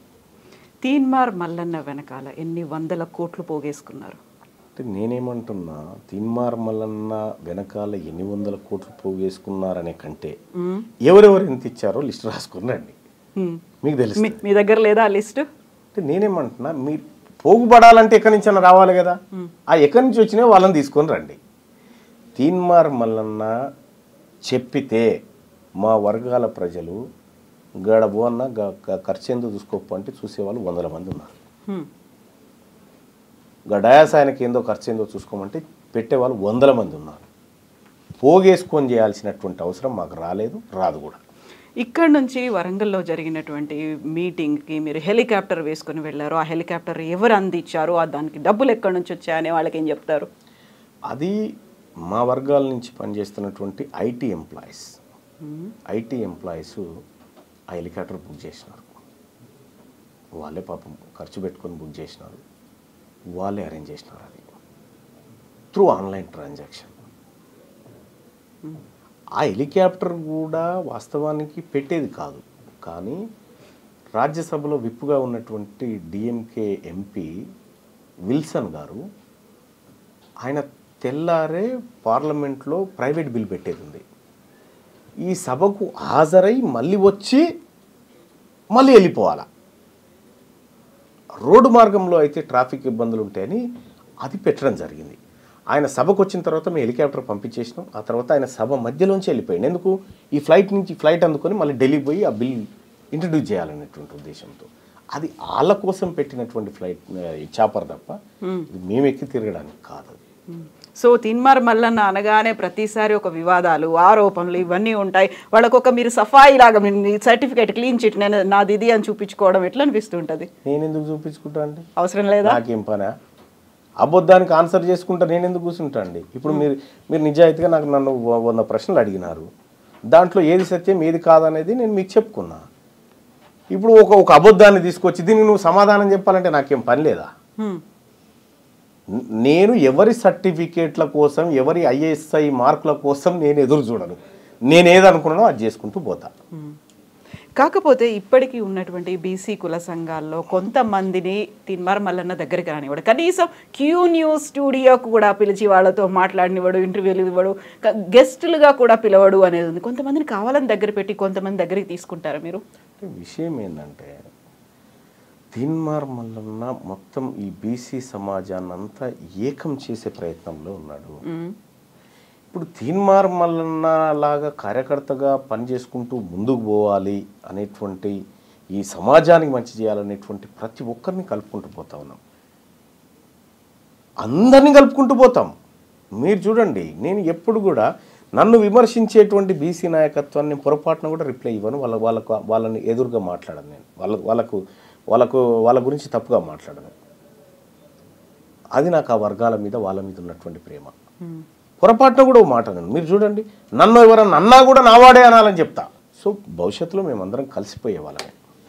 మిమ్మల్ని ఎవరన్నా ఏమన్నా మీ వాడే అనాలని చెప్పినప్పుడు అంత అగ్రెసివ్, మళ్ళీ నేను స్టార్టింగ్కి వస్తున్నాను, అంత అగ్రెసివ్ లాంగ్వేజ్ వాడాల్సినటువంటి అవసరం ఉంది. అందరినీ కలుపుకొని పోవాలి అనుకున్నప్పుడు కొంచెం సాఫ్ట్ స్పోకెన్ స్కిల్స్ అంటారు, అవి యూజ్ చేయొచ్చు. లేకుంటే ఎలా కలిసిపోవాలి అన్నదాన్ని సముదాయించవచ్చు, మామూలుగా చెప్పొచ్చు. అంత బిగ్గరగా అరిచి గట్టిగా ఇంకా కోర్సు తీసుకోలేదండి, తీసుకున్న తర్వాత టైం పడుతుంది అది.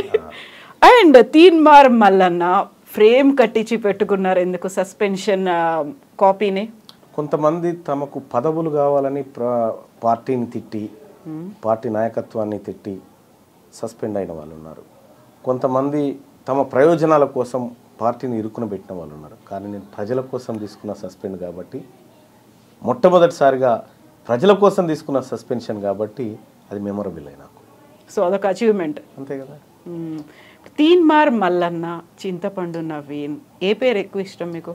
తీన్మార్ మల్లన్నగా ఇష్టం. ఎందుకు? ఎందుకంటే ప్రజలకి ఆ పేరుతో నేను కనెక్ట్ అయినా కాబట్టి ఆ పేరు అలా ఉండాలని కోరు. మార్చుకున్నట్టున్నారు అలాగే?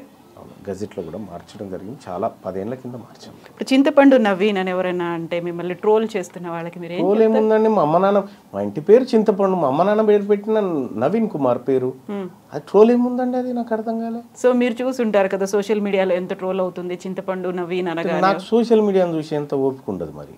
బట్ యా, నాకు ఆ ఓపిక ఉండదు, నేను ఆ టాపిక్లో రాను. నాకు రానటువంటి అంశం గురించి నాకు చర్చే లేదు కదా. సోషల్ మీడియాలో ట్రోలింగ్స్ చూడను అనుకున్నప్పుడు వరంగల్ సభలోనే అంత పరుషంగా ఎవరో ఏదో కామెంట్ చేశారో, ఆ పేరు అందించారు నాకు. మరి దానికి ఎందుకు రియాక్ట్ అవ్వాలి అంతగా? అంటే ఒకటి, మేము బీసీలంతా మాది తాగాలి అని చెప్పినప్పుడు ఆత్మగౌరవం ఉన్న బీసీలు కాదు, చేసి తాగుతాం సార్ అని చెప్పాలా? కాకుండా ఆయన ఎవరో తెలియదు, అనానిమస్ ఎవరో అలా కామెంట్ చేసేసారు. ఇప్పుడు ఆయన తెలియదు, వెనకాల రెడ్డి అని ఉంది కాబట్టి ఆయన తెలియదు. బీబీసీలో ఒక కథనం ఉంటుంది, మీరు చూడండి. బహుశా ఆయన పేరు మహేశ్వర్ రెడ్డి అనుకుంటా. ఆయన పొలం దగ్గర నుంచి నడిచారని 2 దళితులను నీళ్ళల్లో ముంచి కర్ర పట్టుకొని, ఫోటోలు కూడా ఉంటాయి చూడండి, వాళ్ళ మీద మూత్ర విసర్జన చేసినాడండి. ఆయన ఎటు పోయారండి మీరంతా? అదే మహేశ్వర్ రెడ్డియా? ఈ మహేశ్వర్ రెడ్డి నాకు తెలియదు. ఆ ఘటన పోయినప్పుడు ఈ మాట చెప్పాల్సినటువంటి మీడియా, ఖండించాల్సిన మీడియా ఆ రోజు సైలెంట్గా ఉంది. నిజంగా దళితుల మీద అత్యాచారాలు జరుగుతున్నాయి, దాడులు జరుగుతున్నాయి, వివక్ష ఇంకా ఉంది, రావాల్సినటువంటి మార్పు ఉంది అనేటువంటి కథనాలు వస్తూనే ఉంటాయి కదా. నేనేమంటున్నా, మీరు మార్పు రావాలని కథనాలు రాస్తారు తప్ప వచ్చిన మార్పును స్వాగతించరు. నేనేమంటున్నా, బీసీల్లో వచ్చినటువంటి చైతన్యాన్ని స్వాగతిస్తూ మరింత ముందుకు తీసుకుపోవడానికి మీరు అందరూ ప్రయత్నం చేయండి అని చెప్పి రిక్వెస్ట్ చేస్తున్నాను. ఆబ్వియస్గా అందరి దగ్గర నుంచి అది ఉంటుంది. కాకపోతే తీన్మార్ మల్లన్నలో అంత చిత్తశుద్ధి ఉందా? నిజంగా అంతే స్ట్రాంగ్గా ముందు నిలబడతాడా? ఈ 3 years మీరు చెప్పినటువంటి 3 years ఇంత గట్టిగా ఉంటాడా? మీకు ఈ రోజు ఇంటర్వ్యూ ఇస్తామని చెప్పాము, అదే చిత్తశుద్ధితో ఇస్తా ఉన్నాము. తీన్మార్ మల్లన్న ఏ మాట అయితే చెప్తాడో ఆ మాట కోసం ప్రాణం పనంగా పెట్టాను నిలబడతాం. ఇంటర్వ్యూ ఇవ్వడం వేరు, ఆ మాట కోసం నిలబడడం వేరు. ఇన్ని లక్షల మందిని ఏకం చేసి 50కి పైగా ఉన్న కులాలని సమీకరణ చేసి అందరితో కలిసి ముందుకెళ్ళి పోరాటం చేసి, మీరు ఇప్పుడు చెప్పినటువంటి అగ్రకులాలు లేకుంటే పార్టీలు, ప్రభుత్వం, వీటన్నిటి మీద మీరు పోరాడాలి, ముందుకెళ్ళాలి అంటే ఇప్పుడు ఒకటి ఏంటంటున్నా, నేను నా ఏజు 42 సంవత్సరాలు, నేను చదువుకున్నా, నేను ప్రజాక్షేత్రంలో యుద్ధంలో ఉన్నా, నేను పత్రికల్లో పనిచేసిన, నేను అనేక మంది పేద వర్గాలు ఇక్కడికి వస్తే చిన్న చిన్న పిల్లలకు ఆపరేషన్లు చేయించి చదివిపించుకుంటూ పేదవాళ్ళకి ఇల్లు నిర్మించుకుంటూ ఉపాధి కల్పించుకుంటూ ఇవన్నీ మరి నేను ఒక్కనే చేయగలుగుతున్నా కదా. అంటే నీవు చేసే పనిలో చిత్తశుద్ధి ఉంటే సాధ్యం కానిదంటూ ఏది లేదు. మీరు అన్నట్టుగా 50 కులాలు, 50 కాదు 135 కులాలు, ఇవన్నిటిని చేస్తాం, చేసి చూపెడతాం. ఇవాళ తీన్మార్ మల్లన్న ఒక్కడే లేదు, తీన్మార్ మల్లన్నతో పాటు అనేక మంది మేధావి వర్గం ఈ బీసీ వర్గాల నుంచి ఉద్భవించింది. సో ఆ 103 కులాలు కూడా మీతోనే ఉన్నాయా? 135 కూడా మీతోనే ఉన్నాయి. 135 కులాలకు సంబంధించినటువంటి క్లాస్ ఇది. క్లాసు బీసీలను భారత రాజ్యాంగం బ్యాక్వర్డ్ క్లాసెస్ అని చెప్పినాయి, కాస్ట్ అని చెప్పలే. మేమంతా ఒకే తరగతి వాళ్ళము కాబట్టి ఒకే తరగతిలో ఉంటాం. మేము గ్రూప్కి లీడరా కార్యకర్త,